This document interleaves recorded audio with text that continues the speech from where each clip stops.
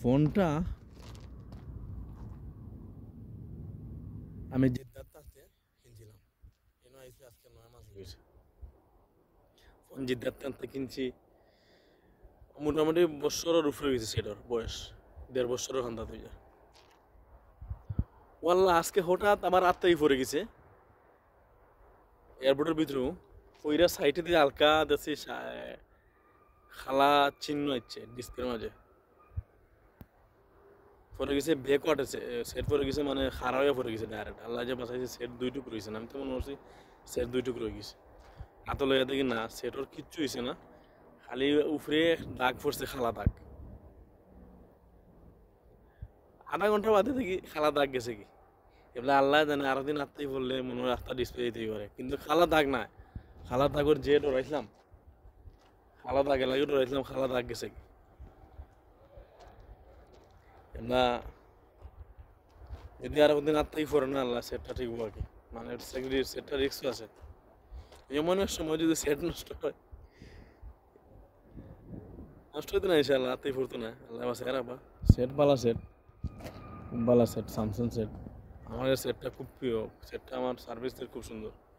আমি সৌদি আরব আইসি মানতে স্যামসাং সেটই বেশি ইউজ করি, কিন্তু অন্য স্যামসাং সেটে দেখছি আমি জো মারি দেয়, কাট মারি মারি চলে, বা স্পিড নেয়, তেমন স্পিড নেয়, বা কাঠ জায়গা তুবাই যায়, খামো স্লো। কিন্তু আমার এই সেটটা খামো এত স্পিড, আর 2 বছর 1.5 বছর হয়ে গেছে সেটের, কিন্তু খামোর বুঝায় যে নতুন সেট, ওলা সেট চলে ফানির মতো।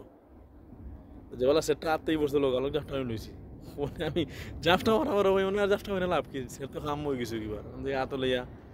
আল্লাহ দিলে সেটটা ভালো রয়েছে, এক সামান্য ফাটা দিচ্ছি, সিট ধরছে ডিসপ্লে করে দিয়েছে, এবার আধা ঘন্টা বাদে ফাটার দাগটা গেছে কি।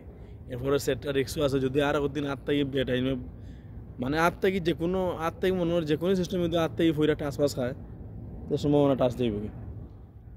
তো মাত্র আমার গাড়ি হয়েছে গাইস, অন্য কোনো ভিডিওতে কত হইব, আজকে এই পর্যন্ত।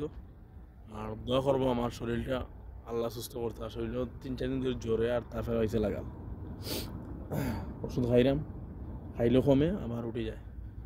ইনশাল্লাহ আজকে একটু কম দেখার, এরপরে আজকে গোসলটা দিমে গিয়া, আফটার মাতাম না, গোসলটা দিয়া পানি ফুটে হয়ে আর পর ঘুম আল্লাহ রাউলা, কালকে ডিউটি আছে আবার। সো থ্যাংক ইউ গাইস, অন্য কোনো ভিডিওতে কত হইব, আজকে এই পর্যন্ত। আর যদি বাইশটা থাকি আল্লাহ কালকে ঘুম থেকে তুলে জীবিত অবস্থায় কালকে তো হইব। So thank you everyone, thank you guys. আমার ভিডিওগুলো বেশি বেশি শেয়ার করবা, আর বেশি বেশি লাইক, বেশি বেশি কমেন্ট।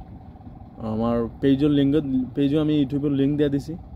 এরপরে আমার এটা পেজ আছে, ইউটিউব চ্যানেল, আমার ইউটিউবের পেজ আছে হাসান বিন রইস, ওটা আপনারা একটু ঘুরে আইবা, সাবস্ক্রাইব করবা, শেয়ার করে দেখা দিবা সবরে। Thank you so much, thank you guys, সালামু আলাইকুম।